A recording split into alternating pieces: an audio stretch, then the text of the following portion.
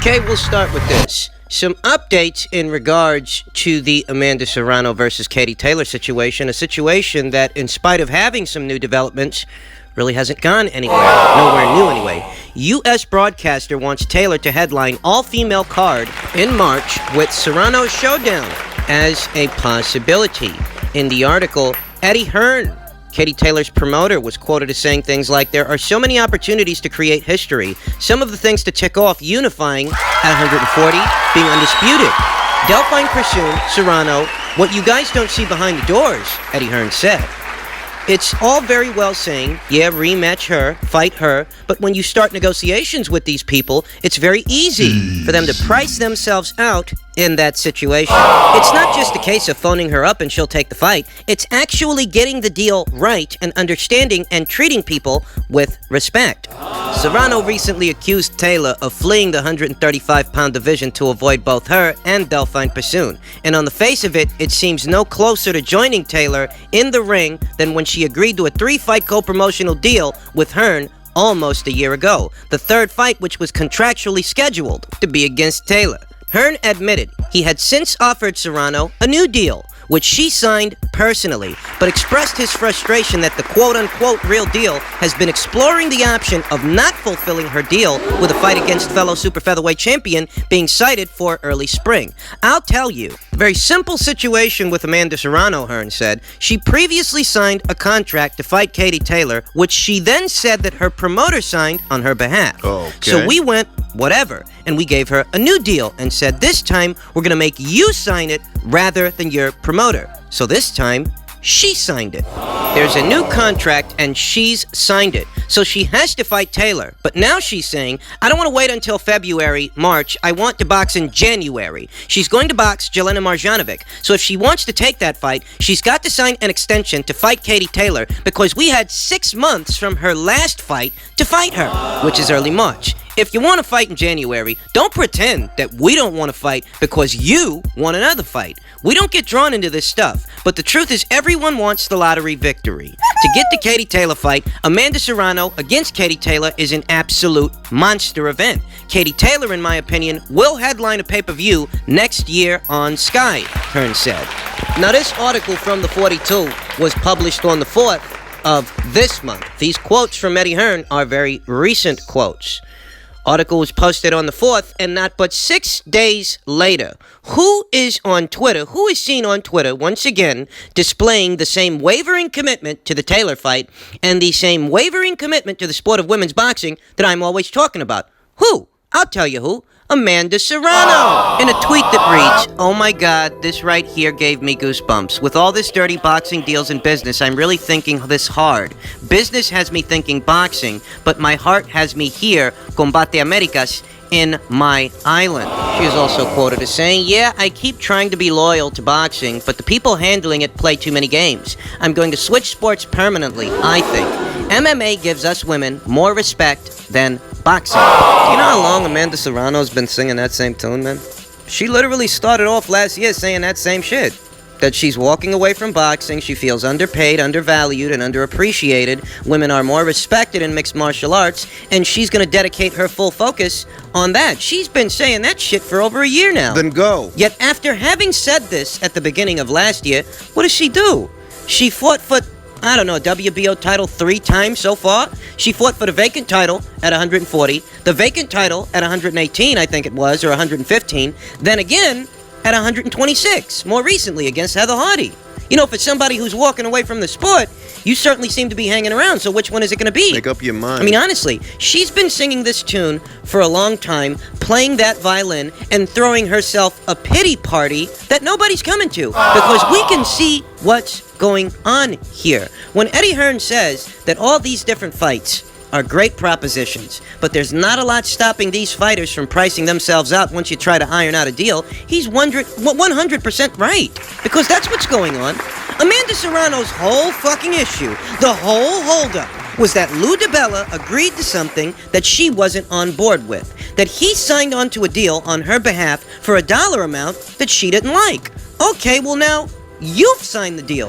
You personally. Whatever was in that contract, whatever was stipulated into that set of negotiations, the new set of negotiations, whatever's in there, you signed on. So you can't use Lou as a scapegoat anymore. Now, if you signed on, it's not just him agreeing to it, it is you as well. And what are we seeing? The same fucking difficulties from always. My position on a Marjanovic fight, it hasn't changed. I still think it's a great fight. I still think it's a fight that I would like to see and I would tune in to watch it. But make no mistake, if Amanda Serrano goes the rest of her boxing career without having fought Katie Taylor, when people look back and try to understand what happened, they're going to see what I'm seeing, that Amanda Serrano doesn't really want that fight. And she just keeps putting up obstacle after obstacle and narrative after narrative to try to convince people that it's the other guys that don't want to fight, when it's the other guys that are making you all the offers. Think about the mind job that Amanda Serrano is trying to pull on the boxing community. She's trying to convince people that Katie Taylor has so decided to move up to 140 to put distance between herself and Amanda. The whole time I'm thinking, well, why the fuck would that affect a fight with you and her when you've actually campaigned at 140 before? In fact, before you even signed on to fight Katie Taylor, that's where you were campaigning. You actually held a world title in the 140-pound division. If anybody's trying to put distance between themselves and another fighter, it would have to be Amanda trying to put distance between herself and Katie Taylor. Because upon signing that deal, whose decision was it to drop all the way from 140 down to what, 118, 115 or something like that? Whose decision was that? I'll tell you whose decision it was. It was Amanda's. Whereas Katie Taylor, Katie Taylor recently moved up to 140, but before Katie ever stepped on a scale to weigh herself in for that division, Amanda Serrano had already been there and done that. And you're the one who decided to leave that weight class after signing a deal to fight Katie Taylor. You see what she's talking about now? Oh, I'm gonna go to MMA because I'm more respected there. Dirty boxing deals, blah, blah, blah. Okay? You're saying this after you've signed a new deal, a new contract for a Katie Taylor fight. This is what you're saying. Get the fuck out of here, Look, man. let me be completely honest about this, okay? This kind of manipulation strikes a chord with me because they're attempting to pull a veil over the boxing community's eyes and give people a false representation of things. Amanda Serrano versus Katie Taylor represents a payday for Amanda that she would have never got on her own. It's only because of Katie Taylor's celebrity, the buzz that she has amassed since being an Olympian, subsequently turning into a professional. This is only made possible through Katie Taylor's efforts. And while I understand that Amanda Serrano is very accomplished herself, that doesn't take away from the fact that she has more marquee value than you do. You're not on equal footing in that area. You're just not. You've got to come to terms with that. And if you can't, then go to mixed martial arts. Do it. Stop talking about it. But you're not going to stick around and try to fool me and anybody else into thinking that they don't want to fight you. No, you don't want to fight her. That's why you keep moving the goalpost. You're trying to convince people of that she's avoiding you by moving into a weight class that you were already in. I mean, why would her moving to 140 affect a fight with you anyway? You don't even campaign there. As much as you juggle in weight, it's kind of hard to figure out where you're going to pop up next. You have a fight at 140, you win a title there. You sign a contract that's supposed to result in a Taylor fight, and what do? You move from 140 pounds to Superfly, and you're accusing Katie of putting distance between you and her? Give me a break. Now what do you do after that? You move up to featherweight, and now you're talking about unifying that division, and that's not a new development. She's been talking about that for some months, okay? I mean, the bottom line here is, I can't allow it. I can't, in good consciousness, see the inconsistencies, the utter bullshit from Amanda Serrano and not say something. I have to highlight it. I have to chronicle it. Because you're not going to fool me and you're not going to fool anybody else. If this fight hasn't been made yet, it's because Amanda doesn't want it to be. In heavyweight news, WBC heavyweight champion Deontay Wilder had this to say. He says, if Creed 3 becomes an opportunity, I'm the man for the job. And he's referring to a certain rumor that was floating around a couple of months ago that there may be a third installment of the Rocky spin-off Creed, starring, Michael B. Jordan, playing the role of Adonis Creed, the son of the late Apollo Creed. And, Wilder's name was in the hat to potentially play Clubber Lang's son, and he still has aspirations of landing that role. He says that, acting... This is passion. That's his passion.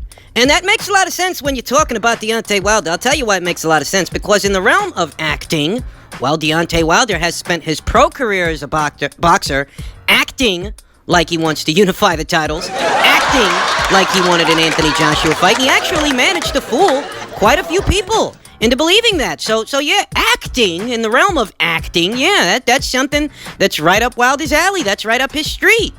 In truth, I think that Wilder has aspirations of landing that kind of a role because he feels it would enhance his celebrity, and that could spill over into his boxing career, what's left of it, to raise his marquee value. But I'll tell you something, Antonio Tarver, he was in a Rocky movie with Sylvester Stallone. And, Antonio Tarver didn't become a pay-per-view star as a result of having been in that movie. Tony Bellew, he was actually in the first installment of Creed. He played Pretty Ricky Conlon. And Tony already had marquee value, you understand. But it wasn't necessarily amplified by that movie, was it? I mean, can we attribute the successful events that Tony Bellew has been in, the David Haye fights, the Usyk fight, the turnout for the fights, the pay-per-views that they sold, was that really as a direct result of Tony having been in in that film? Or was it put simply because it was a good match, there was intrigue, and people were interested in the match? I mean, essentially what I'm getting at here is that maybe Wilder feels that his celebrity, his selling power as a boxer will be amplified by what could be an acting career, but I think that might be overstated. You got a lot of guys that have been in movies. Tommy Morrison. Professional boxers, that is. They've had, outside endeavors that they made some coin from. Floyd Mayweather, he was on the WWE. Mike Tyson. He's doing a couple of movies here today. But if these guys were making the kind of money they were making from the sport of boxing, it really had more to do with the matchups they were in, not the outside stuff. You can raise awareness for a fighter, with the boxing community by having those outside endeavors. But rest assured, a shit fight is a shit fight, and people are either interested in your fight or not, regardless of what outside endeavors you pursue. Thus, Wilder landing a role as Clubber Lang's son, for example, that wouldn't make the Dominic Breazeale fight a pay-per-view event. For example. People are still going to look at that fight and say, I'm not paying $75 for that. This upcoming fight with Luis Ortiz, no matter what TV show, what role you end up picking up, well, that's still not going to change the circumstances. That is a rerun that no one was asking for in a fight that you clearly won. Thus, if these outside endeavors are being fueled by a desire to raise his marquee value as a boxer, perhaps he's overstating its relevance, the role of those outside endeavors. Just one man's opinion. And finally, the conversations have begun for what could be Canelo Alvarez's next set of matchups in the coming year. The Golovkin conversation has been reignited. There has been some attention lended to what could be a Billy Joe Saunders fight. Let's talk about that Golovkin situation. Canelo Alvarez made it quite clear that he's already fought Golovkin for 24 rounds and he quote-unquote beat him. He does not present a challenge. But if they can put together a sizable offer, then he'll consider it. I mean, he made it clear that that fight has got to be strictly about money because he's not interested in Triple G. And that Triple G might also have to bend as far as where the contest takes place, the weight of the match. Because we know Canelo Alvarez, he just fought at light heavyweight. So it's not likely he's going to go right from light heavyweight to middleweight. He might tell Golovkin, hey, if you want that fight next or something like that, not only do I want a whole fucking lot of money, but I also want it at super middleweight. I have no interest in that match. My position hasn't changed. I think that whatever Golovkin was going to do it's over now. To Canelo Alvarez, he must have done it already because his condition, it does appear to be deteriorating. Some people struggle to come to terms with this. That he looked old against Sergey Lidivianchenko. He did. He looked old. His punch resistance does seem to be waning. He's in an experimental phase with a new trainer, and Golovkin's not looking his best. He's not looking like that indestructible monster.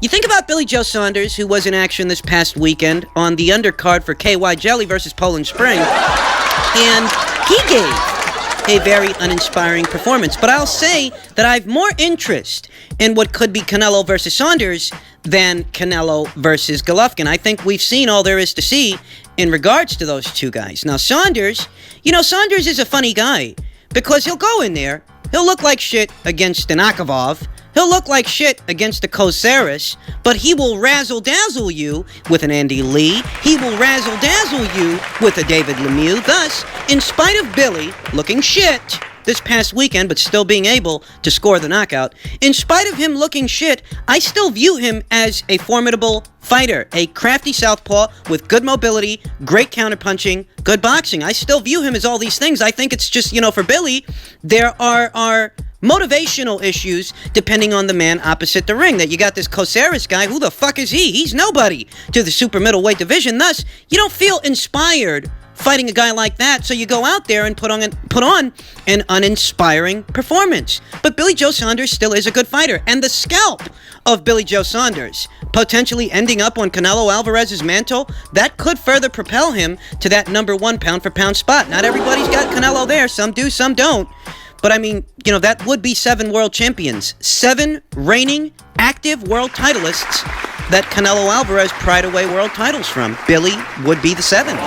All of those anecdotes, all of those critiques that you heard post-fight in regards to the Kovalev match, you wouldn't be hearing them in regards to Billy, because that simply wouldn't be the case. Oh, Billy is the naturally bigger guy, much like Sergey was, but Billy's not in his mid-30s, pushing 40. Billy's only a year older than Canelo, just as well. Billy, unlike Kovalev, is undefeated. He hasn't been through the ringer, thus his condition isn't under question the way that Kovalev's was.